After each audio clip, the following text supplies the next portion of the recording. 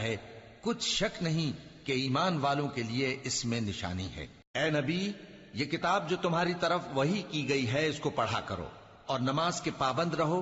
کچھ شک نہیں کہ نماز بے حیائی اور بری باتوں سے روکتی ہے، اور اللہ کا ذکر سب سے بڑا ہے، اور جو کچھ تم کرتے ہو اللہ اسے جانتا ہے۔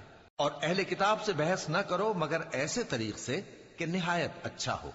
ہاں، جو ان میں سے بے انصافی کریں ان کے ساتھ اسی طرح مجادلہ کرو، اور کہہ دو کہ جو کتاب ہم پر اتری اور جو کتابیں تم پر اتری ہم سب پر ایمان رکھتے ہیں، اور ہمارا اور تمہارا معبود ایک ہی ہے، اور ہم اسی کے فرما بردار ہیں۔